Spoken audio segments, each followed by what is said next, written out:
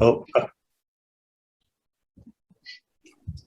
well, ladies and gentlemen, welcome to the ATS-sponsored Healthcare Forum.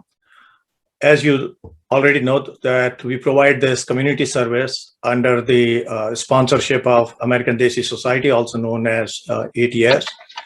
We bring every month on this forum, which is called the Healthcare Forum, a very unique topic, specialist, expert, speaker on that topic, and provide, since this is healthcare forum, we talk about your health, both physical and mental health, whether it relates to family or community in general. This is not a medical advice. We do not establish a doctor-patient relationship. This is neither a consultation nor any medical forum or review of your personal medical condition or your mental condition. However, you can certainly ask the questions that may be directly related to you. The topics are most common conditions, just like today's topic, as you read. They are most important from individual and family point of view, and it is prevalent in the society, in the community. So with no further ado, I would like to introduce our speaker for today, and I'm very happy and proud to speak Dr. Sapna Purawat, who is a board-certified psychiatrist. A very impressive history, and I'll review it for you. She finished her fellowship in forensic psychiatry in 2012 from LSU Health Sciences Center in Shreveport, Louisiana. And then she was also a resident in psychiatry training program, as well as chief resident in the same program at Tulane University School of Medicine. Prior to that, she has a big shift in her career, which is very interesting that I found, and really gives a balanced personality to a psychiatrist. That is that when she finished medical school, it so happened that she finished medical school from the same state where I come from, Madhya Pradesh. So SS Medical College, Riva in India. And then she went ahead and did her fellowship, the MS in ENT, ear, nose, throat, or some people call it head and neck, or also known as otolaryngology.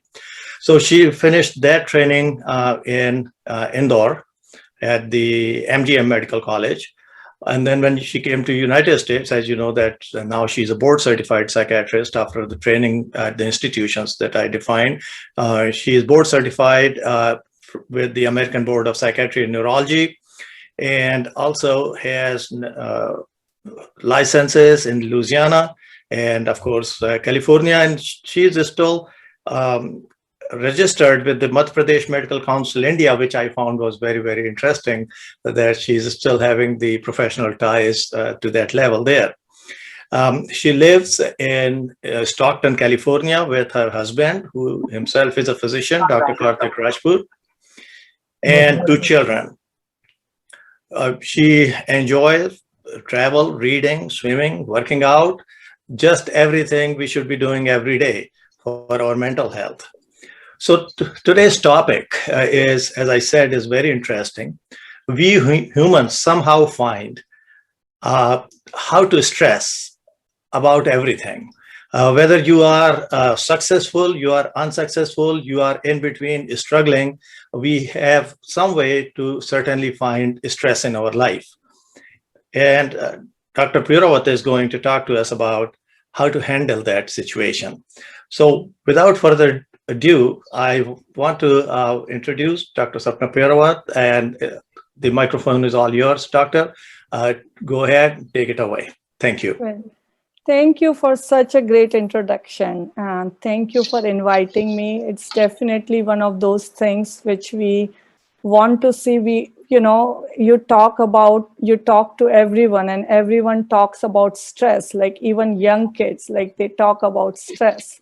So I think it's kind of, we have it backwards, like, when we are growing up, or even as a grown up, we are like, if I work harder, I would be successful and I will be happier. So we always have that goalpost, if I reach there, I'll be happier. And the problem is our goalpost keeps changing, Like if it's like, okay, if I have when you are younger, you have like a grades in mind, like if I achieve 90th percentile, I'll be happier.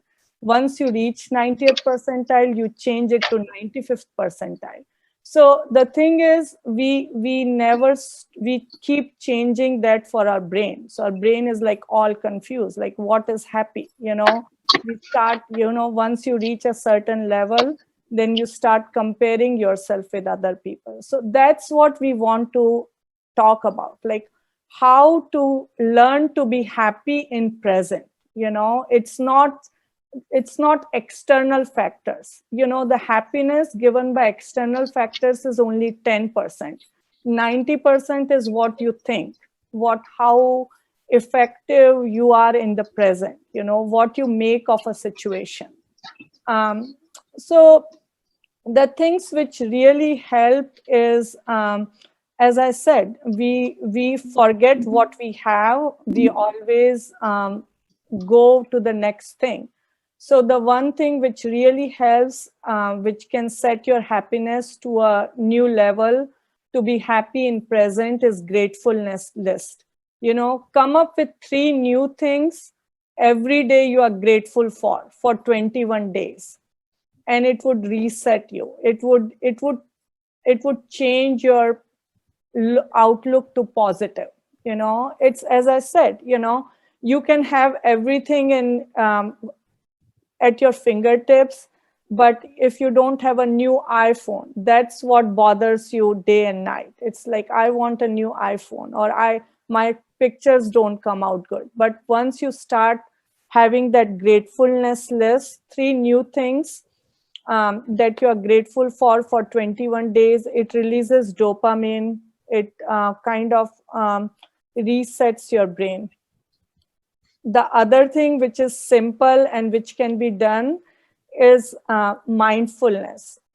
Practicing mindfulness like every 2 or 3 hours, in whenever you take a break, go outside, look at the sky, look at the trees, and take few deep breaths. Like any experience which touches you, make it little bit bigger, greater. Like when you see your kids playing with each other, or when you see your kids playing with each other, stop, pause, and absorb that moment. Kind of make it more photographic. Like if you are throwing stones in the river, just don't throw the stones and you're thinking about your problems at home. You're thinking about, okay, I have to clean the house, or I have to pick up kids, or when you are doing those things, when you are seeing a bird fly, how they say, stop and smell the roses. So stop and do those things. Be mindful. Like people, there's a lot of we crave something. Okay, I have to go to that restaurant and eat food. But when we go there, we just eat mindlessly. Try to be mindful. Try to stop and smell the food, see the food. So when you are eating, give it proper time, so you are enjoying the food. Because the thing is, we are eating more than we should, but we are not enjoying it. So when we are mindful, the same amount of food can give you more pleasure. The reason we eat often is because of the dopamine kick. But when we eat mindlessly, you are releasing dopamine, but you are not enjoying it. You are not getting happiness out of it. So even when you are not hungry, your body goes to food because it wants that dopamine kick. So that's the thing. Just be mindful of small experiences. In the morning, see the sunrise. In the evening, see the sunset. Just 2 minutes of that.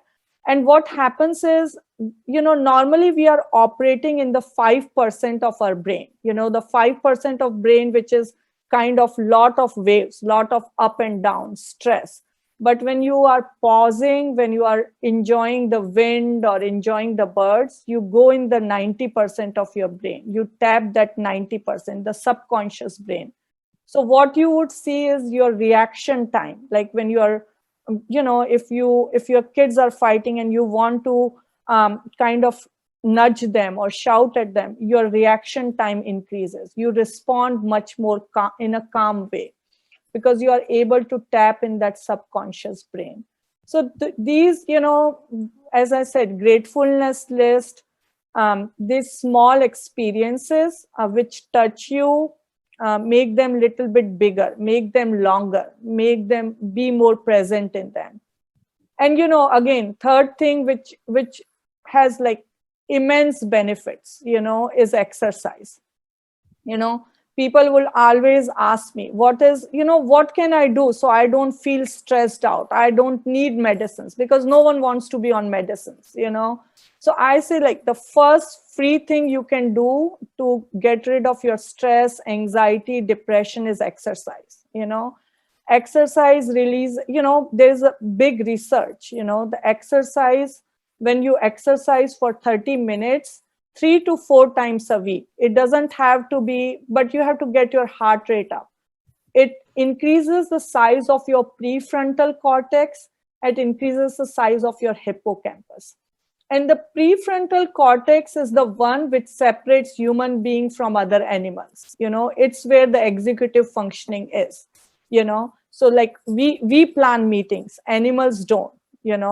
And that becomes more bigger when you exercise. So you see increase in your attention, you see increase in your happiness. So, and after half an hour of exercise, you can see that your happiness increases, your dopamine increases, your serotonin increases. And then the other thing which exercise does is increases the mass of your hippocampus. It's just like your exercise. Like when we lift weights, how your muscle increases, the same thing, it increases the mass of your brain. So the Alzheimer's, dementia, the depression, those things, they take much longer to catch up to you. So exercise, again, those are the brain benefits. And we all know about the physical benefits. It changes your palate, you crave more healthy food, you kind of, heart, you definitely have benefit heart effects, and, physically you look better. So those are good benefits of exercise. So 3 things which, is free, everyone can do it, is gratefulness list, mindful of your experience, and exercise. Anyone has any questions on it? Dr. Purawat is asking if you, so far, what she said, if you have any question on that material, you can interrupt and go ahead, ask your question, please. I do not hear any questions, but may I ask you a question, Doctor? Go ahead, Dr. Srivastava. Okay. So we understand, and you did talk about the 3 pillars of life, the exercise and food and sleep. But within these pillars, there are a lot of other things hidden. And anxiety, which is when we talk about stress, generally we talk about our anxiety. And you can have acute anxiety, or you can have chronic anxiety. One can have just anxious personality. I'd like to hear your comments on different shades of anxiety, and also the coexistence of depression with the anxiety. So the constructs of the anxiety and depression, can they be ever separated out? My understanding, my readings are that it is probably very, very difficult to do that, because they coexist most of the time. And the manifestation is what most people understand, that the person is anxious or person is depressed. But most of the time it is going to be both major anxiety and depression disorder sort of situation. So I would like to hear your comments on that relationship. Sure. So, it's normal. Again, there are, as you said, there's one is like acute anxiety and then chronic anxiety. Acute anxiety is like, before this stop, how you can get sweaty, you have palpitations, but, again, that is beneficial for you, because that way your body is preparing, because it's definitely one of those instances where you have to perform, where you want people to listen to you, you want to be appropriate with the answer. So stress in those circumstances is beneficial. And the thing what you have to tell yourself when you, like, before the test, especially for young students, you have a queasy stomach, or you're not able to sleep 3 to 4 nights in a row.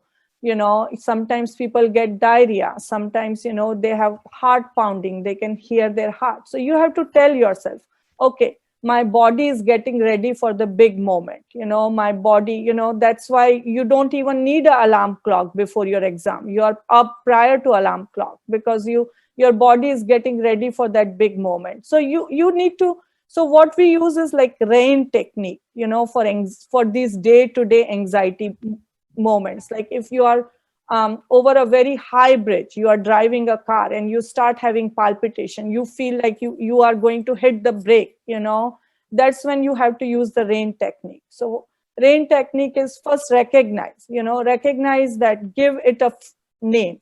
Okay, I have an exam, I'm scared, I need to perform, or I'm driving over a bridge, it's a narrow lane, there's I cannot slow down, there's no shoulder. So I'm having these episodes because my body has to perform in unusual circumstances. So first recognize it, then acknowledge it, kind of see what is happening. Is my palms are getting sweaty, or I have a knot in a stomach. Even if you are going to meet someone about your job, a pay raise or something, you can have that. You have that knot in a stomach. So give it a meaning, and then treat yourself with kindness. Investigate and then treat yourself nicely. Just tell yourself, okay, this is a big event, I'm getting prepared for it. Don't be rude to yourself. Like, treat yourself as you would tell your friend. You can do it. It's just you are having this performance pressure. So just be kind. And then again, these are when you have day-to-day stress or exam stress or performance pressure. But then comes when sometimes it becomes chronic, and always the other thing that it doesn't become chronic is when things are done and over, you have to pat yourself on the back, like, kind of have that exclamation, celebrate the success. What we do is our brain tend to remember the negative things. We don't remember the positive things. We don't remember the success we have. We always go back to the negative events. So whenever you are successful, you are able to present, you are able to cross that bridge, make that a big experience. That's mindfulness. Whenever you are able to choose an apple over a cookie, remember that you chose an apple. Don't put yourself backwards by remembering you had a sugar cookie in the morning. Think about all the good choices you made since morning. You drank glass of water or so. Whenever you go through that point of stress, try to celebrate it. Try to do a little dance. Try to make a ritual. High-five yourself. Anything which you think would help your brain give that dopamine kick. Then we go into some people. If you are in this constant stress, sometimes it's not relieved even when the test is over, even when your exams are over. You are still having that constant feeling of not or constant palpitations. You are still scared, and that's when we call it clinical anxiety, because normal anxiety is pretty normal, that leading up to an event, you have anxiety. Once the event is over, you are back to your normal self. But if you are not back to your normal self, you are not sleeping, you have loss of appetite, you are having palpitations, you are always worried about something bad is going to happen, always restless, on edge. That's when it's chronic anxiety. Again, lifestyle modifications help, as I said, because the chronic anxiety, as Dr. Srivastav said, anxiety and depression overlap because the chemicals, neurotransmitters which are involved are pretty much the same, serotonin and norepinephrine. Exercise releases serotonin, norepinephrine, and dopamine. So it helps in chronic anxiety. Good sleep. The first thing you lose in chronic anxiety is good sleep. So I always tell people sleep hygiene. People say, oh, we are not able to sleep, so we on the TV and then fall asleep to the TV. We leave the news on and we fall. That's wrong. We don't need anything stimulating in your room. Okay. So what we need is, make your sleep schedule, whatever works with your schedule, sleep time. Okay. If you are sleeping at 11, go to bed at the same time, So try to follow a sleep schedule half an hour before, So half an hour before you start reading a book or calm music, brushing your teeth, oil massage on your feet helps a lot. You can use any oil that helps you sleep. There are few teas which helps you go to sleep, but again, fluid intake is tricky. If you have tendency to urinate frequently, then you want to restrict your fluid after 5 p.m. So that's the other thing. So and then people, if you are not sleeping, get up from the bed and then read a book or journal, or draw. Do something which is repetitive and boring. Not go through your phone. Don't go on the Instagram, don't go on Facebook, because then that's addictive, because every time you go through a social media, your brain is getting that hit of dopamine. So, and then wake up time should be the same. No matter what time you're going to sleep, you have to wake up at the same time. So this is called sleep deprivation. So we are putting our body to the same routine. And the other thing is, once you know napping, once you have that, you will see that it might take 7 days, 10 days, but your body would fit in that schedule. So the reason I bring sleep is because half of your mood is regulated by how you sleep. If you can sleep good, your mood automatically becomes better. You are not tired, your irritability goes down, you have more energy, more focus, because those are the things which get ruined in anxiety. People say they want to do so much, they have that desire, but they cannot focus because they are so restless, they are so fidgety. So exercise helps with that, then sleep helps with that, and then good food. The thing is, if you don't sleep good, the way people compensate is by drinking caffeine, but caffeine makes you more jittery. So the thing is, it's like counterintuitive. You fall and then you crash. So, again, someone said, is sleeping in not good? I feel once a week.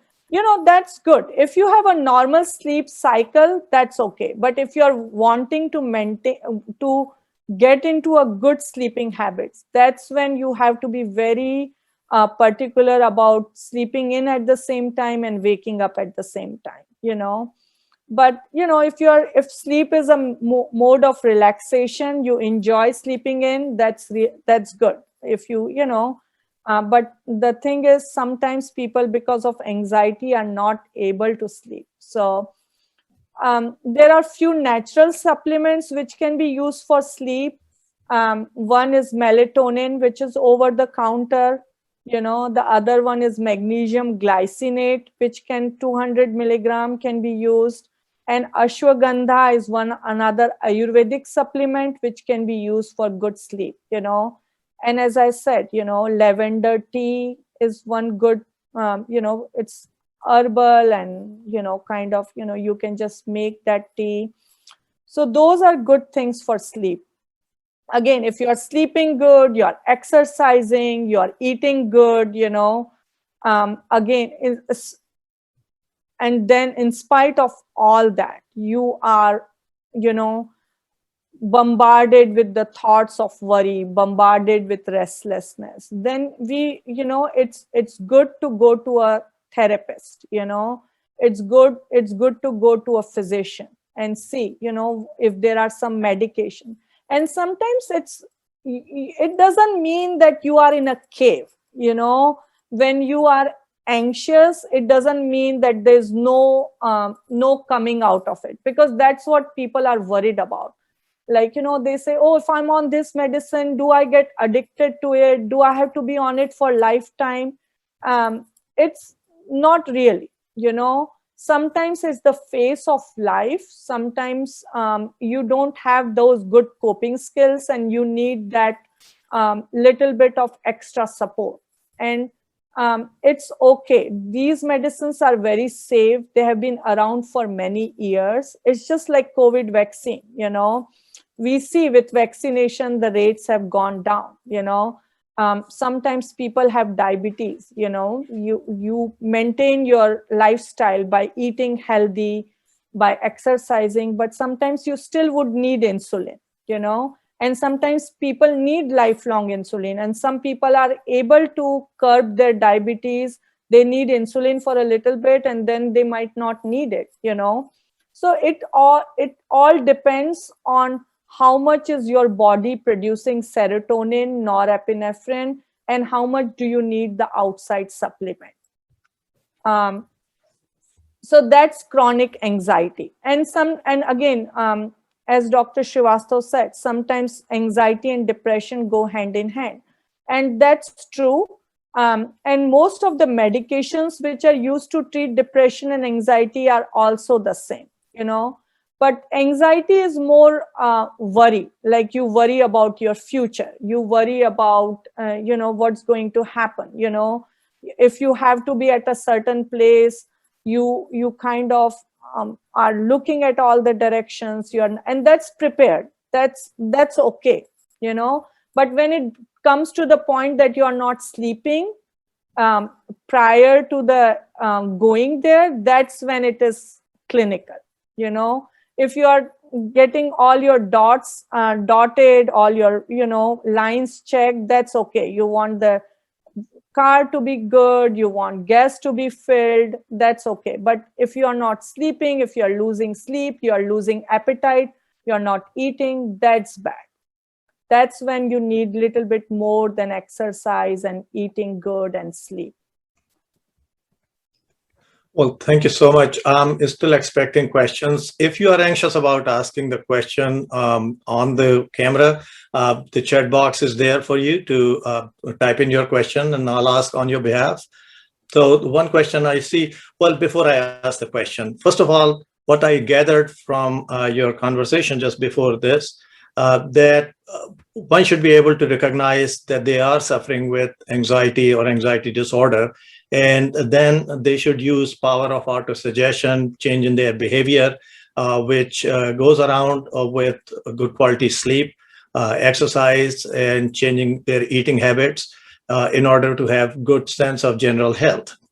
I also learned that the positivity in life, so success equates with positivity, and positivity equates with gratefulness. So as you said in the beginning introduction of your talk, that one should be grateful. I gather that if we are grateful, then it reminds us of what positive things happened for which you are grateful. So it all connects with each other, and it's a continuum of a process, whether whichever positive things that you incorporate in your life and whatever words that you use, it still gives you a sense of happiness and sense of success. And the third thing I learned is that keep a ceiling on your aspiration, on your ambitions. So as you said, you make a goal of 90% success, that if this will happen, I'll be happy. But then you go ahead and raise that bar, you raise the threshold, or make the ceiling go away. So if there is no ceiling, then there is going to be constant drive to do something different, and you will feel that you have not accomplished it. So And those I are very, think very good just points. to, yeah, just to like you don't have to you don't have to have a ceiling, but the thing is you have to be happy with 90%. The thing is we forget to be happy with 90%. You know, it doesn't mean that you should not. It doesn't mean that you should be, you know, where you are stuck where you are, then only you are happy. The thing is, be happy in the present. You know, because you know, the as you said, the lot of life happens in our brain. You know, lot of life doesn't happen in Florida or doesn't happen in Hawaii. Most 90% of our life happens in our imagination, in what we make of things. So what you have to make of things is good. Like wherever I am is good. You know, it's not that when I reach there then I would be good. So we, you know, as they say, make journey good, you know, not the destination. Right. Focus on your journey. Right. So Kimmy says, thank you, Dr. Sapna, in the box here. And then the question came from somebody, one of our respectful members, I'm sure, on the iPhone. They are on the Golden Gate Bridge background. Is sleeping and not good? So I feel once a week sleeping late is relaxing, question mark. Yeah. And you know, again, it's definitely, if that is relaxing to you, should go ahead and do it. But if you are, you know, that means you're not sleep deprived. That's good, you know. So, but again, changing your sleep schedule erratically is not good, because then body doesn't have a good sleep hygiene. So we, you know, again, exercise, sleep, and those become more important if you have mood symptoms. Okay, and this member put another comment on it. Gratitude. We discuss 3 good things at work meeting every day. Very helpful. So they have made a ritual of mentioning 3 good things that happen to life, and of course, gratitude and positive feelings prevail then. Very nice.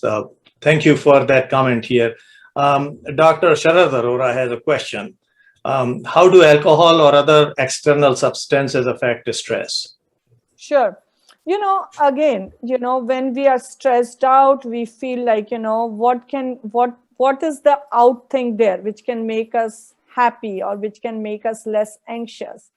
And definitely in short term, alcohol gives you sleep. You know, people who drink alcohol, they may sleep good 1 or 2 nights.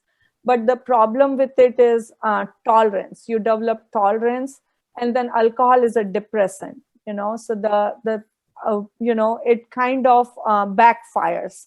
So everything, you know, that's, if it is as I said, if it is an acute stress, but if you find yourself doing it, 1 glass of wine you are taking to sleep, you know, when you have some deadline coming up, that's okay. But if you find yourself moving from 1 glass of wine to 2 glass of wine, then half a bottle of wine, then that's not good. Then we need to go back to the chalkboard and see whether it's diet, sleep, exercise, what am I lacking in?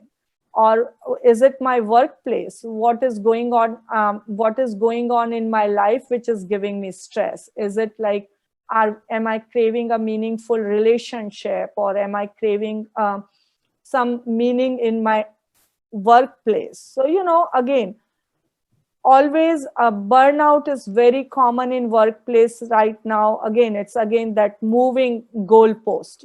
Every time you reach a goal, you are expected to do more. So people, so it's, you have to sit down, relax, and think about it. What is going on there?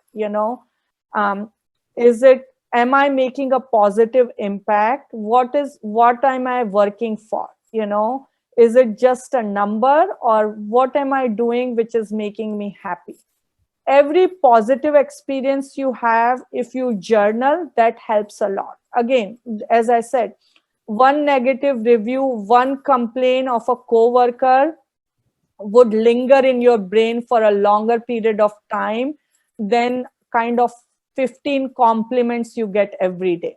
So every time you get a compliment, you can have a jar, you can have a put that down in that jar. So every time you feel down, every time you can look at it, that positive experience, that dopamine hit you need. So definitely, there's, with legalization of marijuana, it's like you have people using CBD oil and marijuana left and right, But the thing with marijuana is it is so much more potent than how it was, 20 years ago. So they call it natural supplements, but with the potency we are in this new world, it's not natural anymore. So Excellent. I learned that we can regroup, reorganize, and enjoy our success that we have earned during the last week or 2 weeks, or however frequently you would like to do it. Thank you. There are more questions and comments coming now. Jalotaji would like. He said that we connect with our higher self when we go to sleep. I would like to make a comment on this. Jalotaji, please go ahead. Unmute yourselves, which you have done already. Please go ahead and make your comment, sir. The thing is, we cannot go to sleep. We cannot actually go to deep sleep unless we disconnect ourselves from the world outside. We have to go within our own self, we look within ourselves, we get a deep sleep. If all the problems and this is not done, that's not done, all those things hang around in your mind, you don't get deep sleep. Sapna ji said, wonderfully said, you got to wind down at the time of sleep. You got to brush your teeth, massage your feet with an oil. Those are wonderful. Actually, that is preparation for going for deep sleep. On top of that, we got to look towards our higher self, not with our current self, not a lower self. Our current self versus our higher self. Our higher self gives us deep sleep. We are not in this body, in this world. We get rebirth next morning, we get up. We do not get up without Almighty's wish, without our higher self with us. We cannot get up from sleep even. A lot of people die in this, don't get up in the morning unless you have good thoughts, positive thoughts. And just like Sapna said, you got to sleep timely, you got to get up timely, there has to be time for preparation for sleep. All these things add up and have a wonderful sleep, and I'm enjoying all those things there. I want to compliment Sapna ji on her thoughts on these things. In addition, she said that, well, go to the river, throw stones. It's like not river stones, throwing pebbles in the water and in the seashore. When you go for a walk on a seashore, throw pebbles. That's a wonderful thing to do. Wonderful. You go to Food for Less. I go to Food for Less right at the door. There are fresh roses down there. I look at them. That makes my rest of the trip to Food for Less very pleasant. Very pleasant. Just don't go there for picking up the vegetables and rest of the grocery. No, make it a pleasant trip to go there. Make it an event in your life. You enjoy it there. You go to doctor's office, not go as a punishment. Have your own questions ready. Also go to the doctor to tell how good you are doing and go how good you're doing because of his contribution towards your health. Don't go to doctor as a complainant. Go to the doctor as a compliant. You have a peaceful going to the you're more amiable with your doctor. He'll be actually more considerate to your health. When you compliment him, he will be more, you will remain his mind rest of the time. Not as a crying patient, as a happy patient. That goes a long way. It goes a long, long way like that.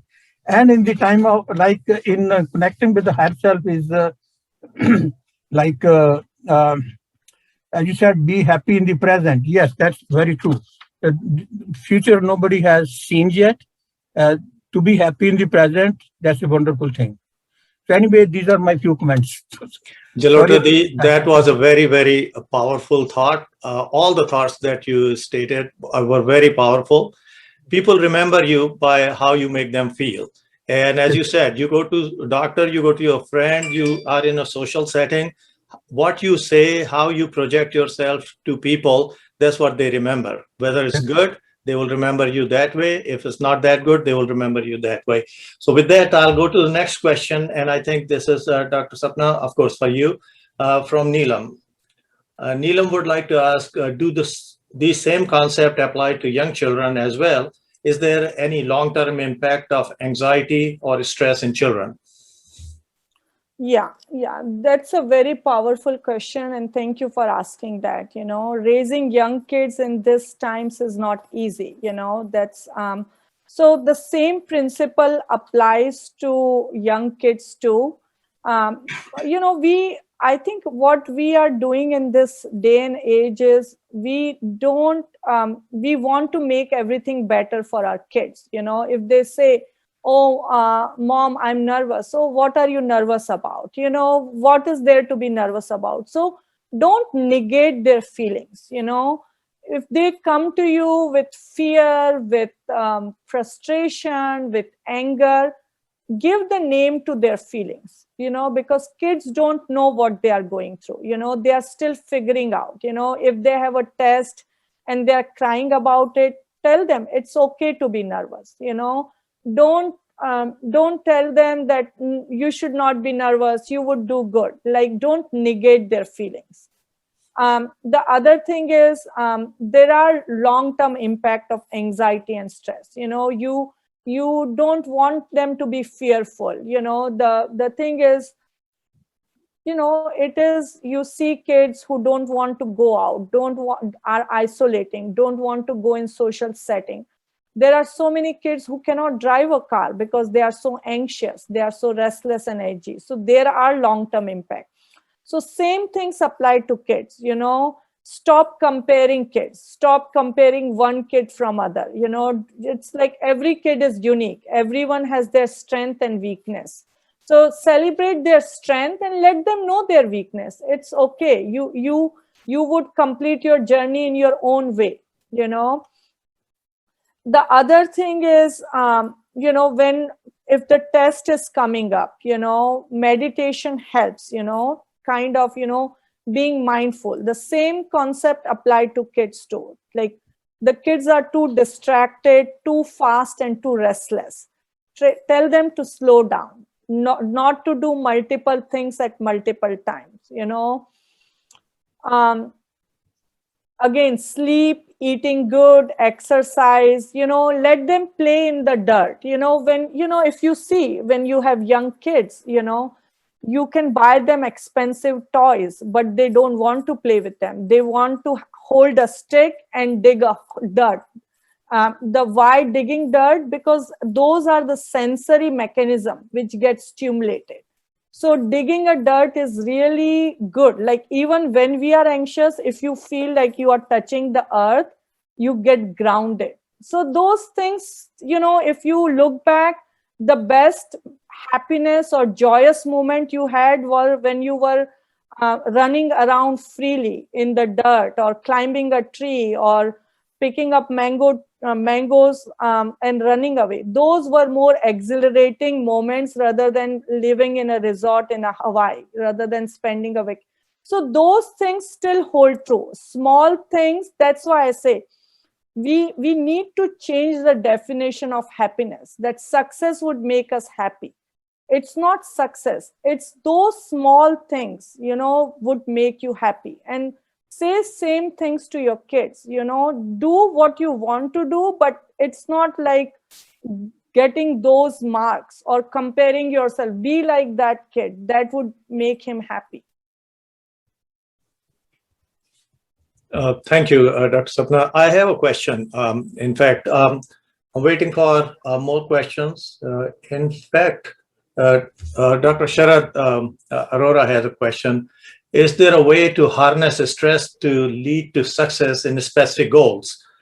That is some stress needed in life. So do you need a little bit touch of anxiety or stress in order to drive yourself forward? Yep.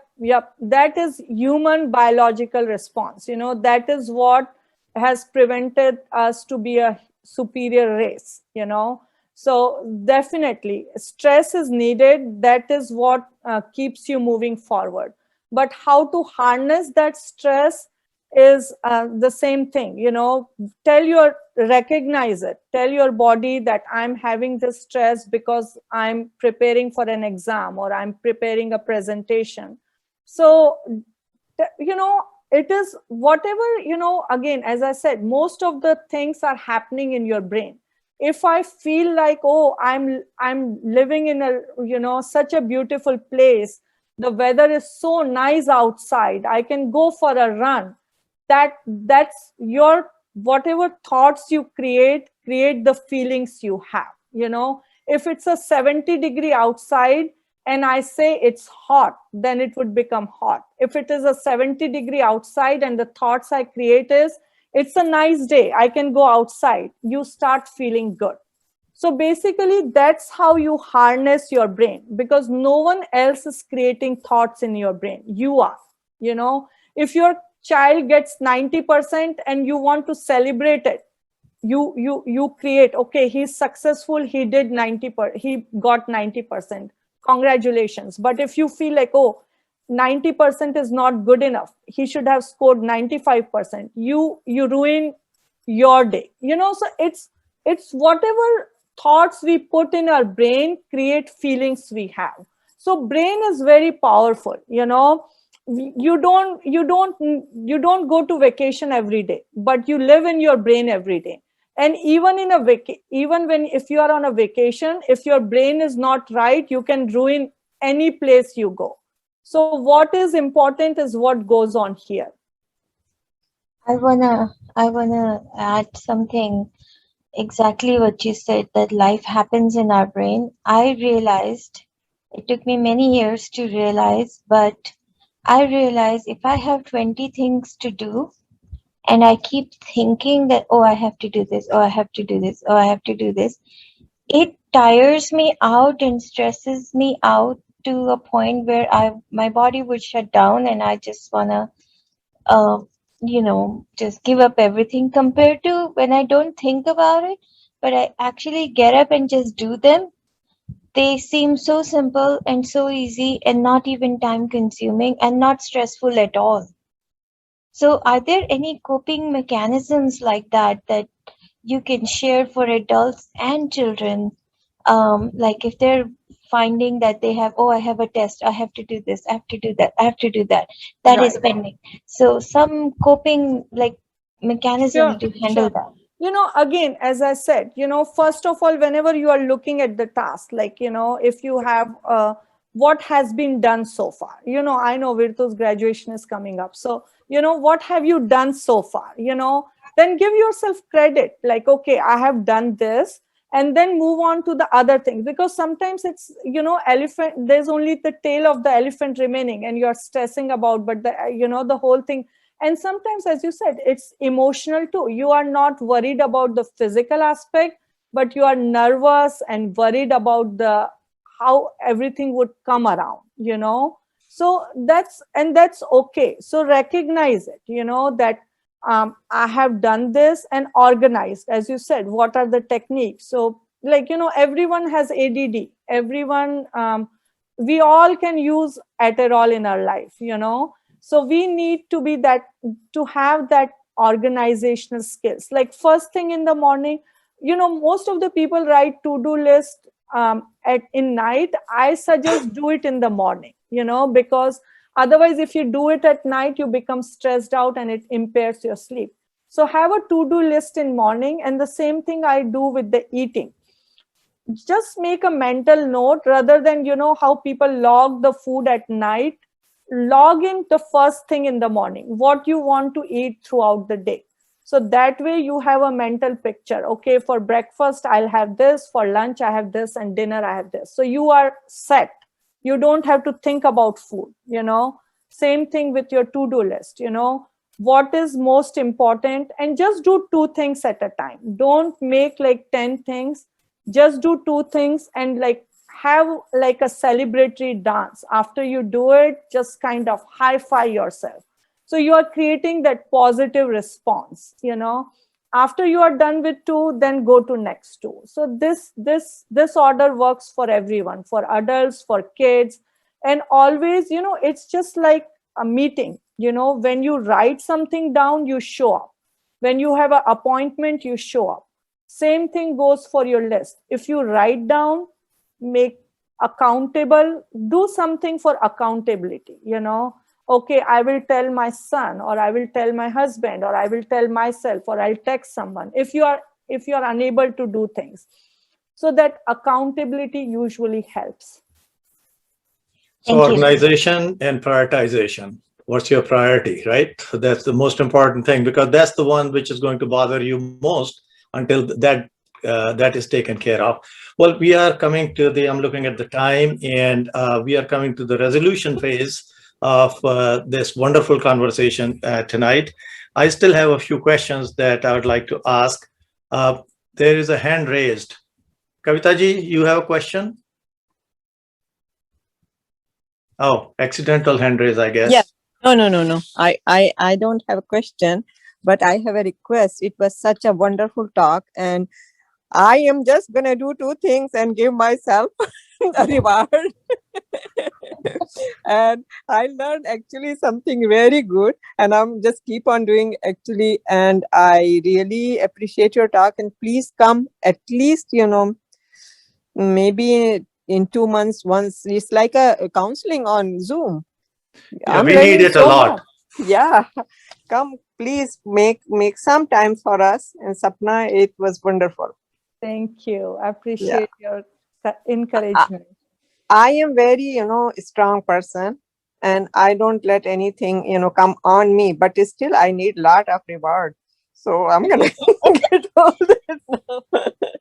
I'm not putting oil on the feet. No, but I agree with Kavita Aunty and Dr. Sapna that I think mostly Indian moms, they forget to reward themselves for what they have done. Very true. Even if we put a nice dinner on the table, we keep making ourselves guilty. Oh, I could have done this better. Oh, I could have done this differently. So that is very important to know. And thank you, Kavita ji, for reinforcing that we should reward ourselves. Thank you. That was very nice conversation here. So as I said that we are going towards the resolution of the evening.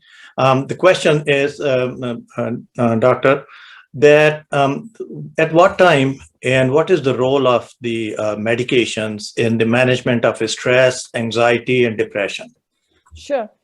So as I pointed out earlier, when it becomes like, when it starts impairing your social and occupational functioning, when you dread going to work, when you are not able to get out of the bed, when you are losing weight, you are trying to isolate yourself, you don't want to go out in public, you are not taking showers, when your focus is so bad that even if you are reading a page, you cannot comprehend it. You have to do things over and over again. That means that, that it is beyond the lifestyle modifications. We definitely need a touch of medicine, So as I said, the SSRI, we use SSRI when people have anxiety and depression. Very effective medications. You can see change within 2 to 3 weeks. It's life-changing. You can visibly see it on how they express themselves, how they show up, because even it would feel like a drag. Taking a shower would feel like a drag. And sometimes it's also, you get a checkup. Sometimes it can be anemia, which is very common in Indian population, or thyroid disorder, which is again very prevalent. So it's good to get checked out that it's not organic. And if it's not, then we can go ahead and use small dose of medication. Especially with kids, there's so much hesitancy and resistance, but you don't want them to the point where they feel hopeless, helpless, worthless, because if depression stays for a longer period of time, that's what happens, that you don't see light at the end of the tunnel. You feel worthless. You feel like you are better off not being here. You are a burden to the society. You are a burden to your parents. So those are very safe medications. We have used them in pregnant females. Even the newborn child doesn't have any side effect. Most of them are born healthy, and no withdrawals. So, again, take them if you feel like, you are doing better, your stress has gone down. With the help of your doctor, you can wean them off. It's not a life sentence. I have to tell that again and again, because people think if they get on the medicine one time, their brain would become weak, they would become dependent on it, and that's not the case. Would you like to comment on some of the side effects and how to mitigate those side effects with these medications? As I said, most of the antidepressants are pretty safe. The only side effect which is encountered in day-to-day life is, GI side effects, nausea. So we take it with food. And sometimes in younger population, the problem is sexual side effects. So not every antidepressant has sexual side effect. If that happens, then we change the medication. But compared to what quality of life it can bring to you, the side effects are very minimal. Is weight gain a problem with these medications? Not with SSRIs. Okay. There are one or two which cause weight gain, but then we use them in people who have loss of appetite. So like Remeron is the one, if people have lost 20 pounds, 30 pounds, then that's when we use Remeron, because it would cause them it stimulates appetite too. Okay. Well, thank you so much. Last round for any questions, comments, compliments. Please unmute yourself before I conclude the meeting, please, and ask your questions. I do not see anything in the chat box. I just want to comment that it was a really good presentation. And the take-home message for me was, celebrate small things, which we often forget to do. So I really want to thank Dr. Sapna Purawat for an amazing presentation. It is like counseling on Zoom. Again, thank you so much, Dr. Purawat. Thank you for having me. Definitely. Well, on behalf of the American Diabetes Society, all our membership and the guests tonight, I profusely thank Dr. Sapna Purawat for her excellent presentation and giving us some wonderful guidance to follow. And we'll look forward to see her again on this forum. And thank you so much for attending, and good night. Good night. Virtu, when is gonna come on? With record?